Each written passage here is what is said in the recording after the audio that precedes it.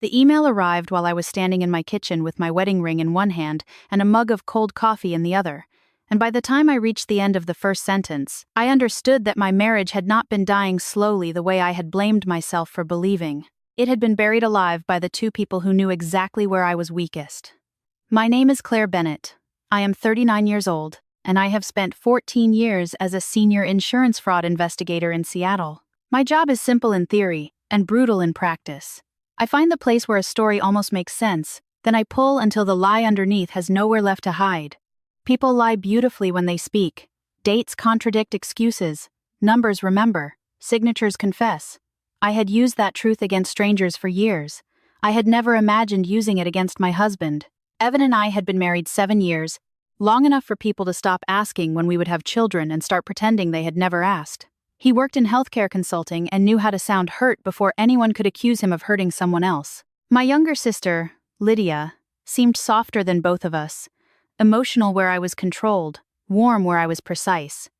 After our mother died, Lydia became my only close family. She said I worked too much. Evan said I was hard to reach. For years, I accepted the verdict.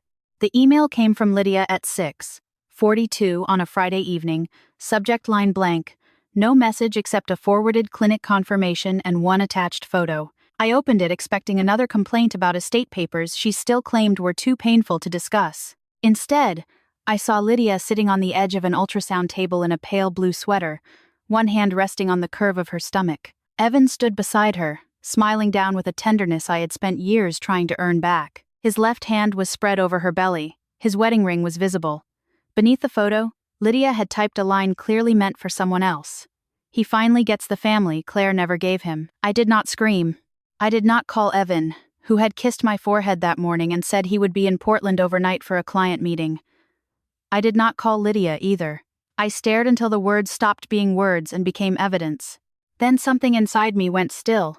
Not peaceful, not numb, but cold in a way I recognized.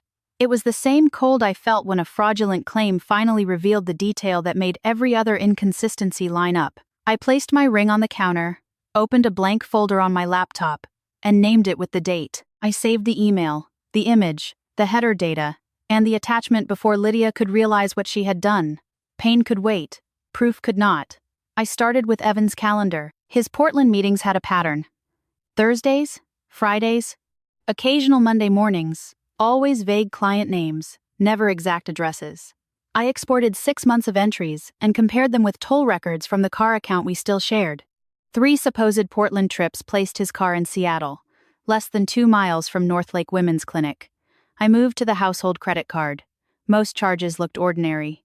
Then I found pharmacy payments attached to a private medical network my company had already flagged twice for irregular billing. One charge carried a member reference number in the description, a careless mistake, invisible to a wife, obvious to an investigator. I copied it into the public benefits portal. The number did not belong to Lydia. It did not belong to Evan. It belonged to my mother.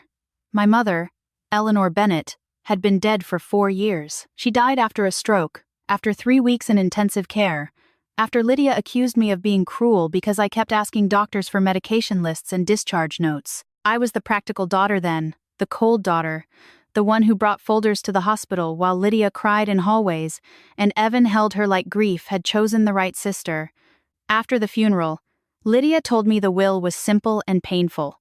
Our mother had left the house and remaining funds to her because I was financially stable and had emotionally abandoned the family. I had been too exhausted to fight, and too ashamed to question whether shame had been handed to me on purpose. But now, my mother's insurance reference appeared inside a pharmacy charge dated 3 weeks ago. I searched again, using every old address, policy number, and spelling variation I could remember. More results appeared. Prescription reimbursements, home care supply claims, follow-up consultations, all after her death, all connected to the same clinic network. The affair shrank in that moment, not because it hurt less, but because something larger had opened beneath it. By midnight, the timeline had teeth. Evan's false trips overlapped with Lydia's clinic appointments. Lydia's appointments overlapped with claims under my mother's inactive reference.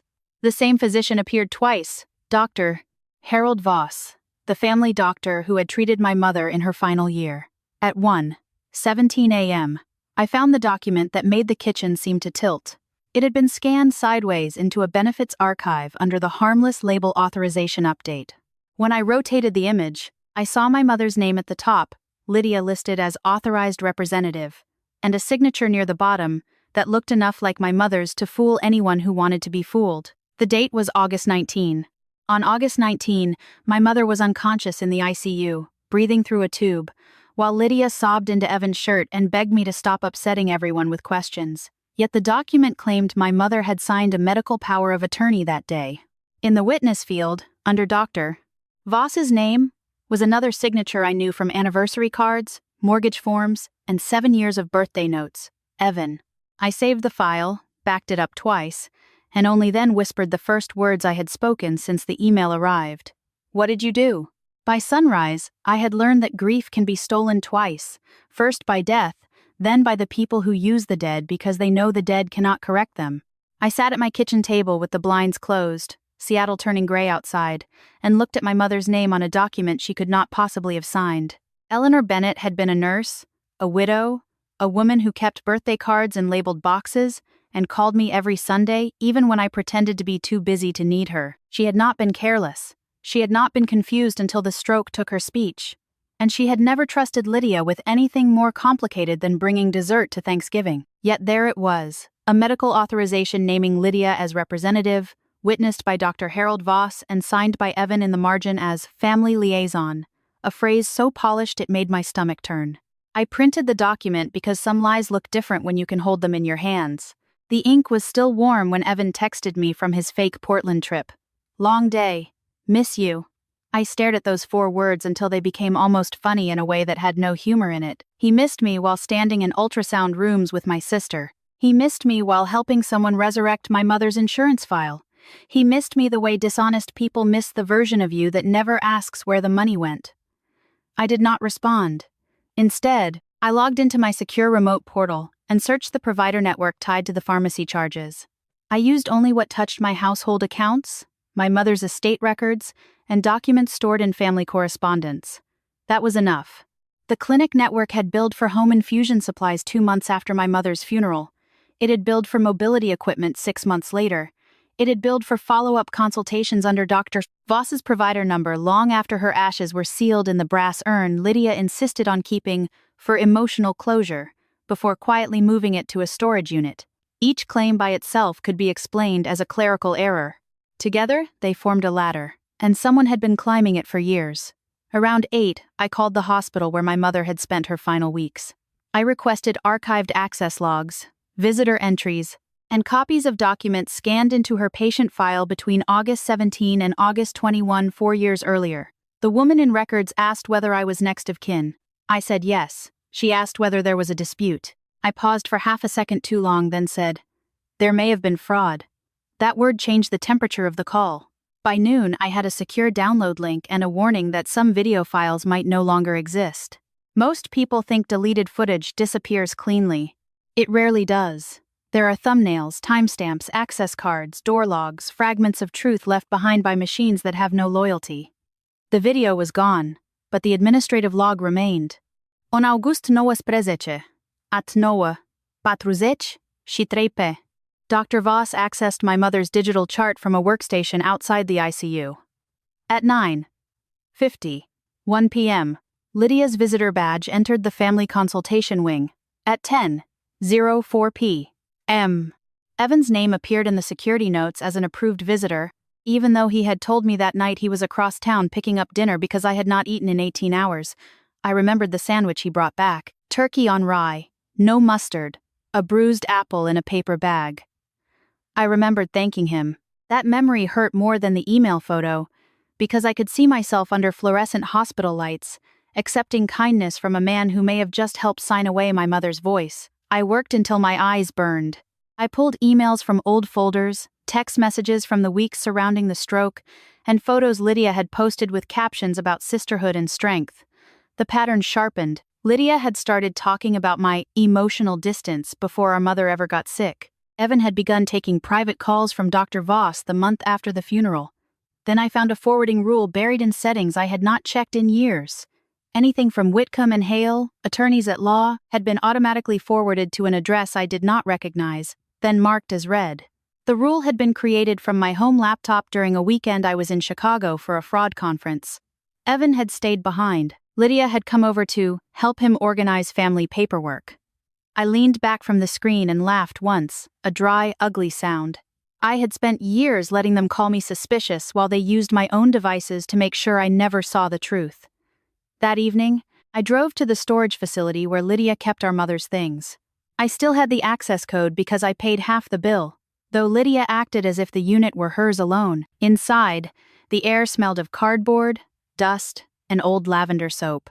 Boxes were stacked badly, labeled in Lydia's handwriting, Christmas, kitchen, mom clothes, donate. Near the back, beneath a cracked lamp and a plastic wreath, I found a file box marked hospital junk.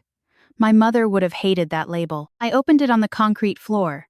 There were discharge brochures, condolence cards, prescription bags, and at the bottom, a folded copy of the same authorization form I had found online. This one had a sticky note attached in Evan's handwriting.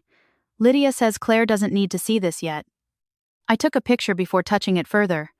Then my phone rang. The screen showed Margaret Pierce, Evan's mother, a woman who had sent me soup when my mother died and flowers every year on the anniversary. I almost let it go to voicemail. Then I answered. For several seconds, she said nothing. I could hear her breathing, thin and frightened. Finally, she whispered, "Claire, don't confront Evan yet." My hand tightened around the phone. "Why?" Margaret began to cry. But the next words came out clear enough to freeze every part of me that had not already gone cold. Because Lydia never told him what she really took. Margaret's voice on the phone sounded like a woman calling from the edge of a cliff, and for one terrible second, I understood that whatever she was about to tell me would not make the betrayal smaller. It would make my entire past less reliable. I stood in that storage unit with my mother's file box open at my feet, Evan's handwritten note glowing on my phone screen like a confession he had not meant to leave behind. "What did Lydia take?" I asked. Margaret inhaled sharply, then broke into a sob she tried to swallow before it reached me. "Not on the phone," she said. "Please, Claire, meet me tomorrow morning. There's a coffee shop near Lake Union. I'll bring what I should have brought you years ago." I wanted to demand the answer right then. I wanted to punish her with every holiday text she had sent while some part of her knew I was being lied to. But I had learned that people reveal more when they believe they are choosing to speak. So I said yes.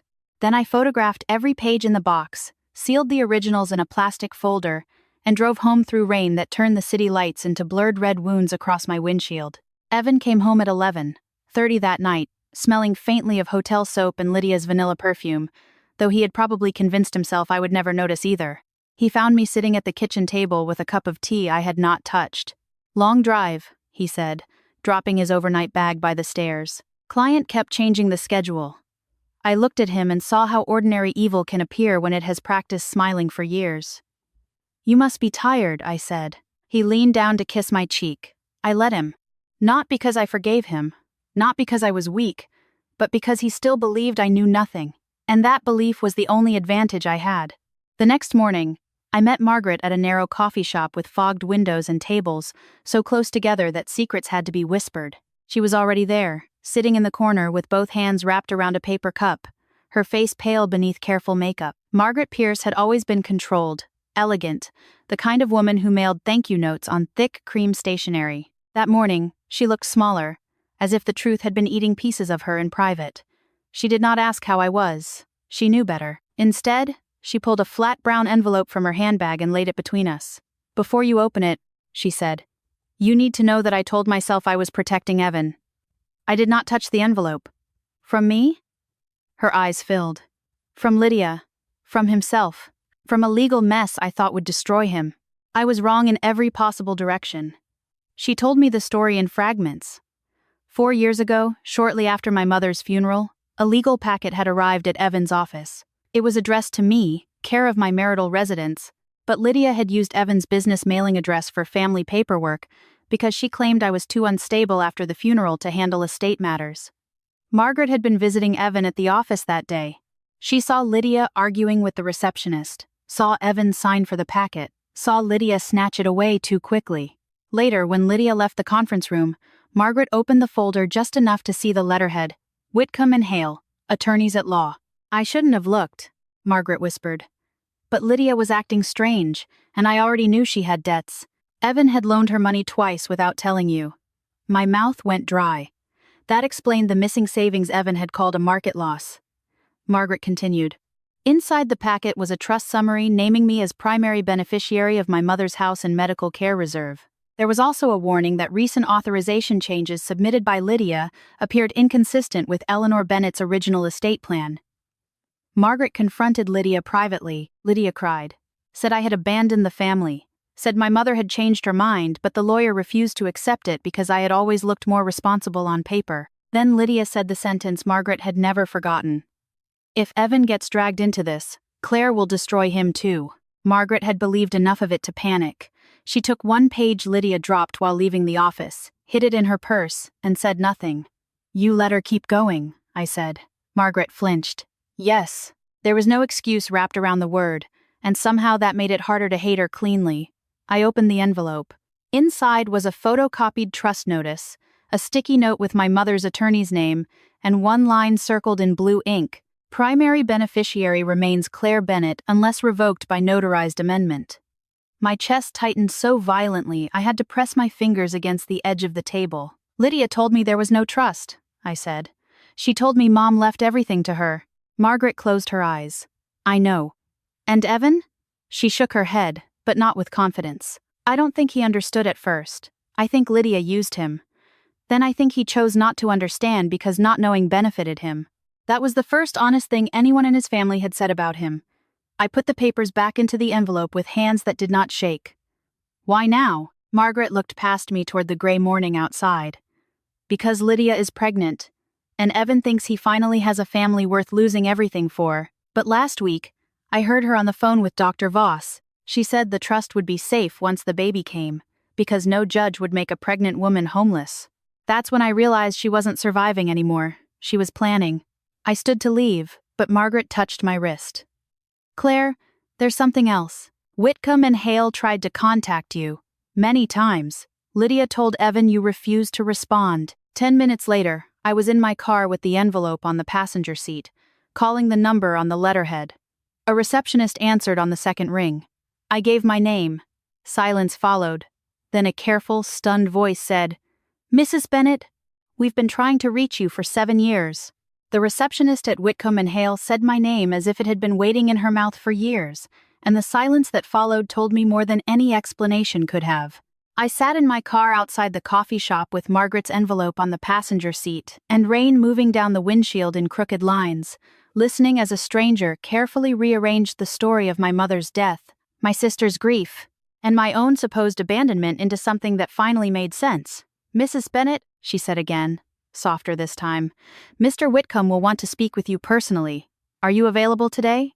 I almost laughed because the question belonged to a normal life, one where people checked calendars and rescheduled meetings and believed urgent things could wait politely. I'm available now, I said.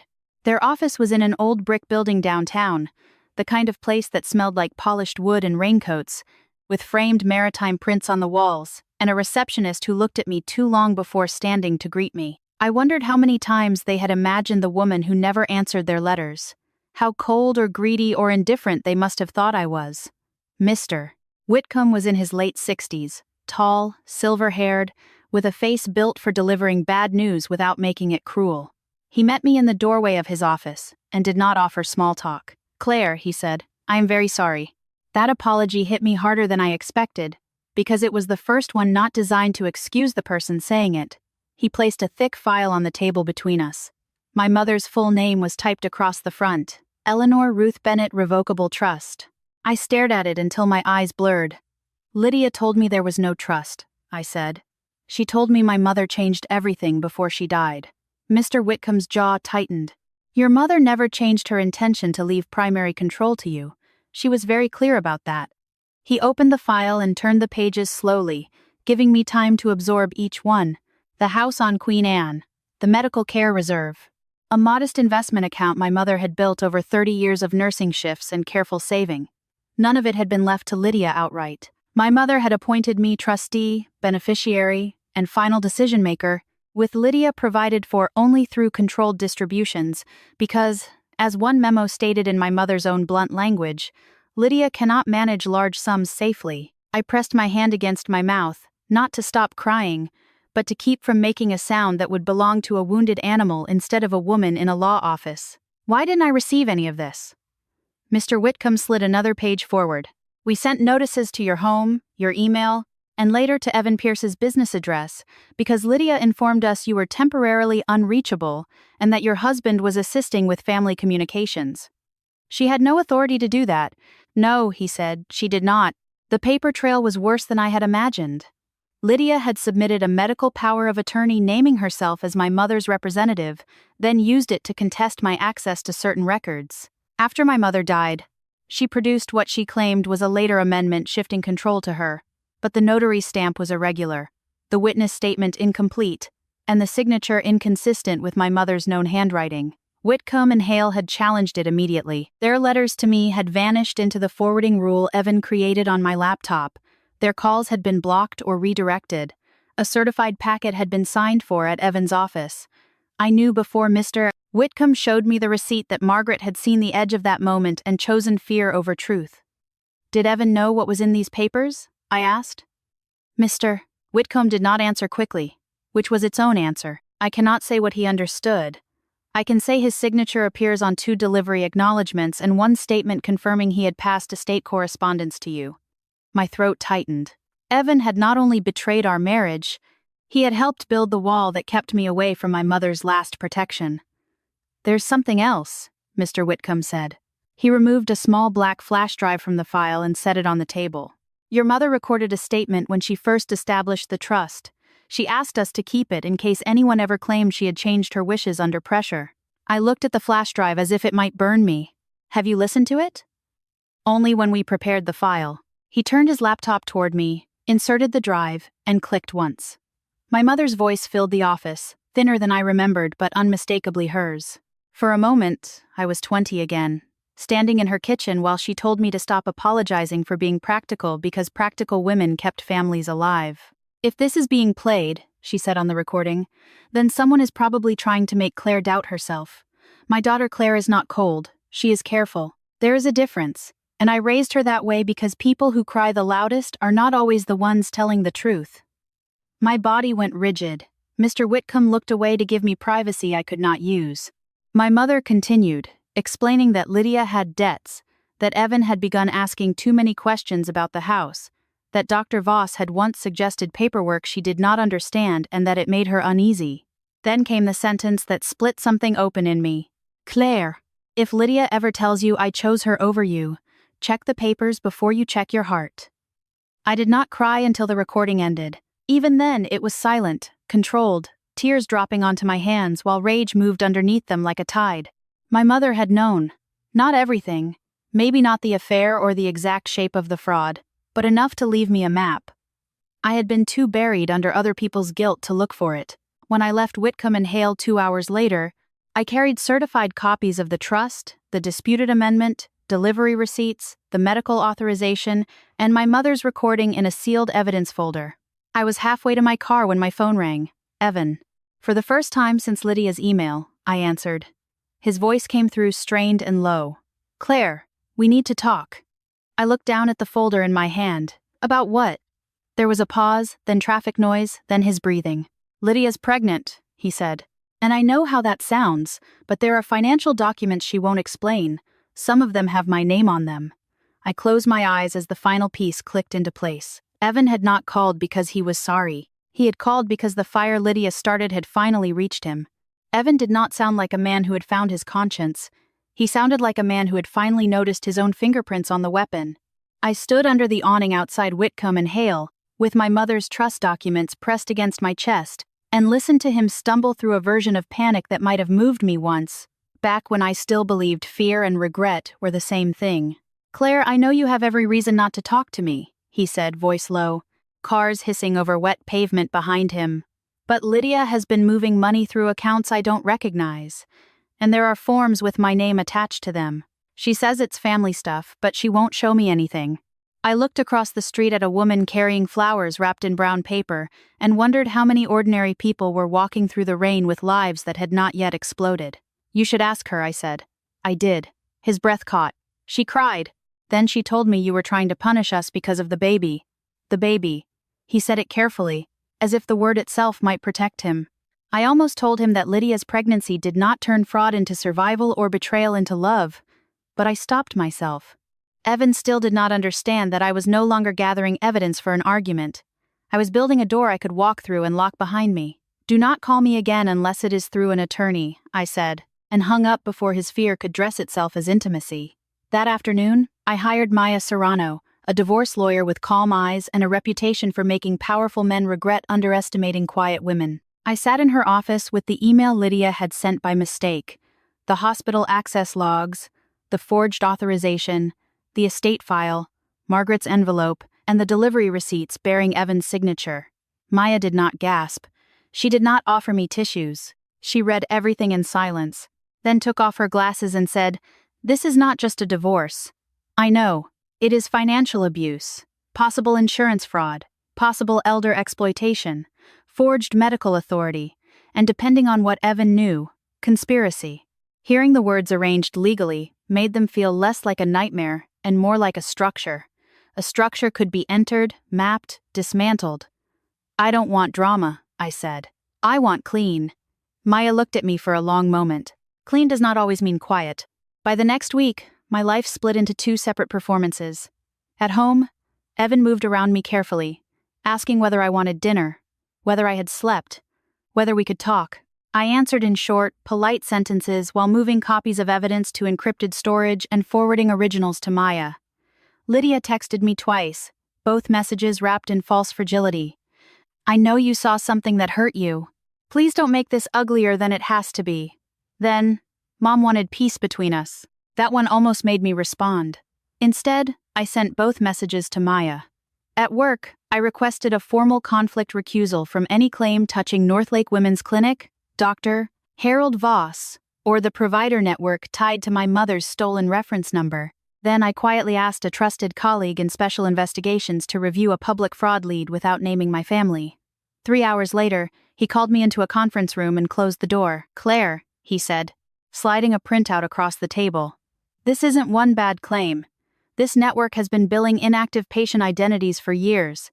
Your lead connects to at least 9 deceased policyholders." My skin went cold, but not from shock. Lydia had not invented the scheme. She had joined one already in motion and used my mother as both shield and key. The amounts were smaller than I expected, which made them more dangerous. Not enough to trigger immediate alarm, steady enough to drain accounts quietly. Supply orders, therapy consults, prescription renewals, administrative fees, death by paper cut. That night, I sat in the guest room where I had begun sleeping and built a master timeline. Eleanor's stroke, Dr. Voss's first disputed note, Lydia's debt collection notices, Evan's unexplained transfer, the forwarding rule, the forged authorization, the trust letters, the clinic visits, Lydia's pregnancy. Every event that had once seemed isolated now locked into place like gears. Evan knocked at midnight. I did not invite him in. He opened the door anyway, stopping when he saw the folders spread across the bed. His face drained. "Claire," he whispered, "what is all this?" I closed the nearest folder with one hand. "Consequences." He looked at me then, the way guilty people look at evidence before they decide whether to deny it or fear it. "I never meant to hurt you like this. That is not a defense. Lydia told me your mother had cut you out because you refused to help.